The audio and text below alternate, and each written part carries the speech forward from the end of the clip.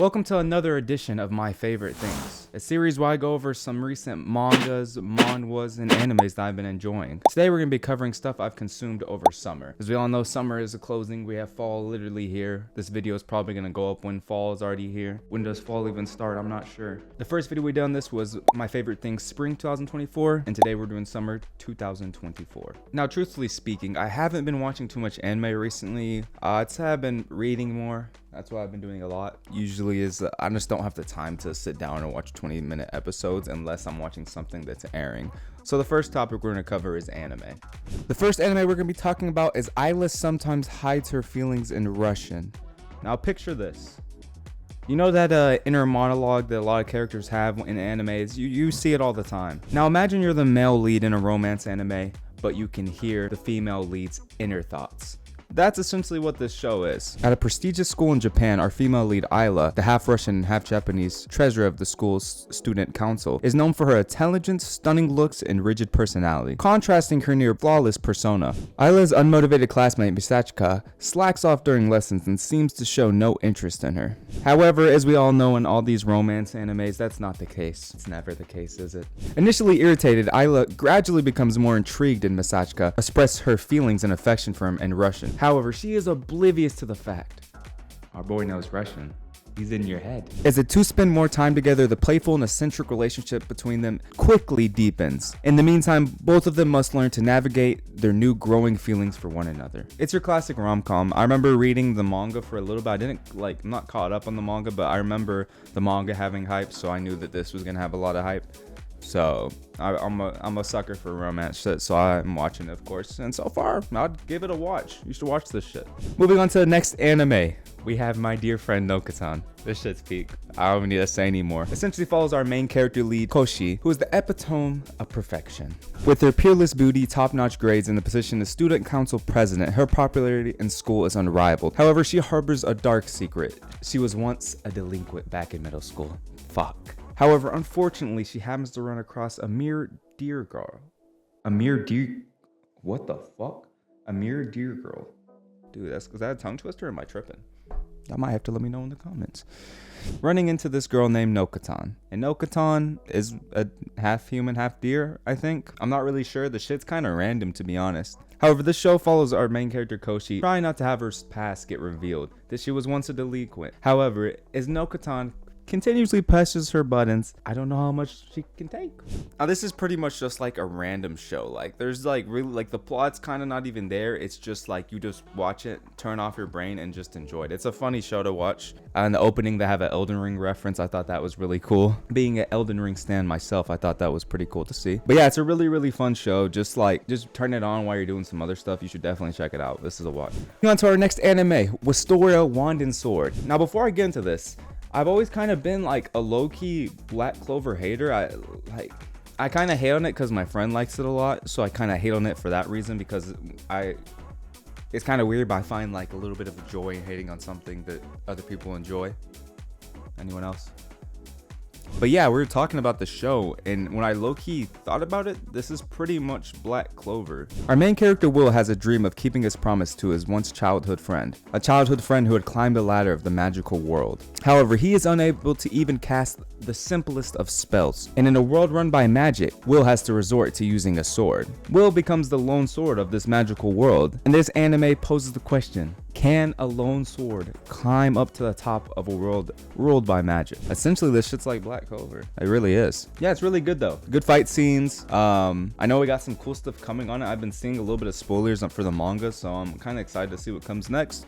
Right now we're in like this tournament arc shit, so it's been a while since I watched an anime that has that like tournament arc that I feel like every 2015 2014 anime had. So this is kind of like refreshing, and maybe it's bringing me back a little bit because I haven't watched an anime with like a tournament arc where they're fighting and shit in a while. But yeah, another one you should definitely watch. Thumbs up. Moving on to my favorite show, I think, of this season, Too Many Losing Heroines. Despite not understanding much about the fleeting teen romance, first-year high school student Nukumizu still wonders how he would react if his life were to be turned into a love story. Regardless, as the self-proclaimed background character, Nukumizu is satisfied continuing his life as an introvert. However, he suddenly finds himself too close to the spotlight when he witnesses his popular classmate, Anna, be rejected by her childhood friend in the middle of a family restaurant. And from here, our story really kicks off.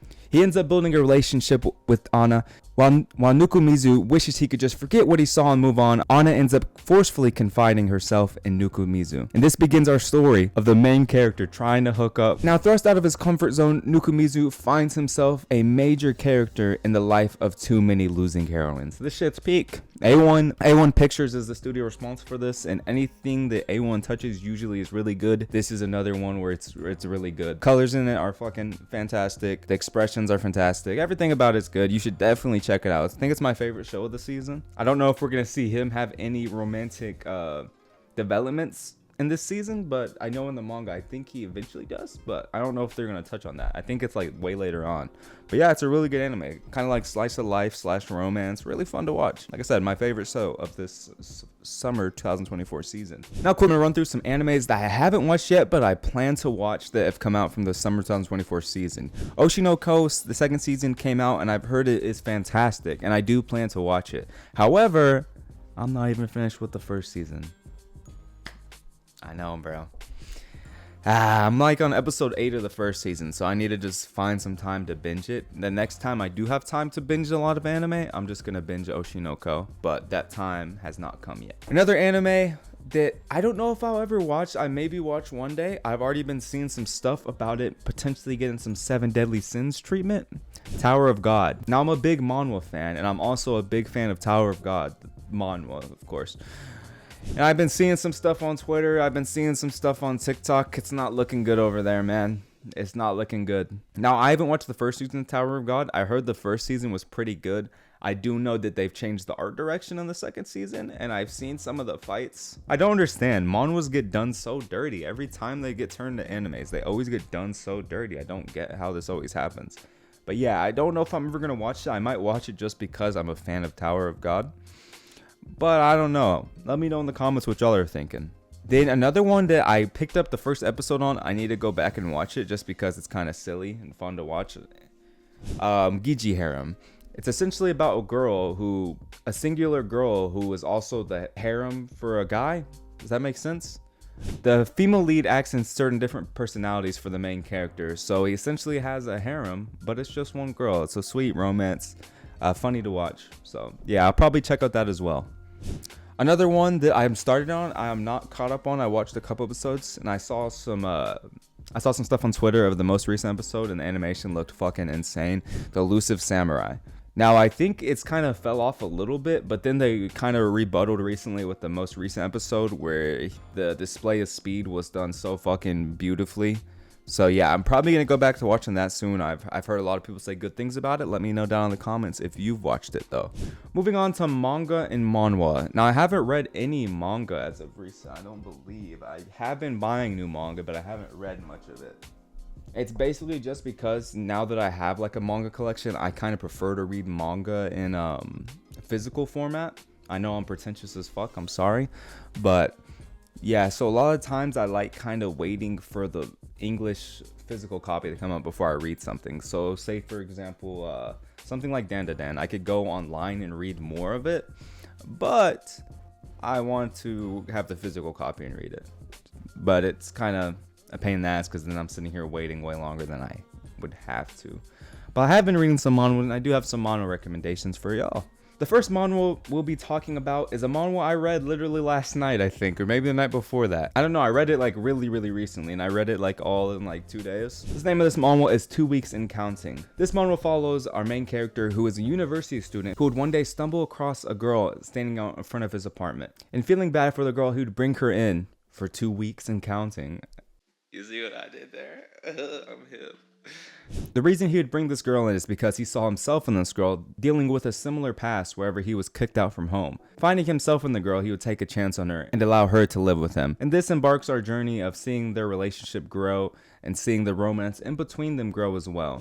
Now, the only thing I disliked in this manga, and it's gonna be a slight spoiler, is at the end there's like a big like time jump, and I understand why they did the time jump, and it does make sense. I just sometimes the time jumps can be kind of, I don't know, sometimes time jumps just throw me off a little bit. I'm like, okay, well, I fucking like the whole manga, it's complete, 69 chapters and complete, right? So the first like 60 whatever chapters, you know, that whole 60 chapters takes place within the two weeks and some change, like that's 2 weeks and counting. So it takes place like 17 days, and then all of a sudden that you're like chapter 60 and you jump fucking 7 years into the future. So it makes sense when you read the manga, so I'm not going to spoil too much, but you should definitely go check it out. It is a good romance manga that I'd recommend you to read. Moving on to another manga, and this one I'm not going to speak too much on because I enjoyed it so much I might make a whole separate video on it, because right now I don't really have any script for this. I'm just kind of going off the dome. So this manga was kind of a little more thought-provoking, I guess I'd say. So yeah, the name of this manga is Muse on Fame. Now this manga follows our main character who wants to be an actor. However, she is past her prime days, feeling that her dream of becoming a top actor will never happen. However, one day a late famous photographer would have an exhibition, and the main focus of this exhibition would be our female lead character, Myung. Sorry if I scuffed that.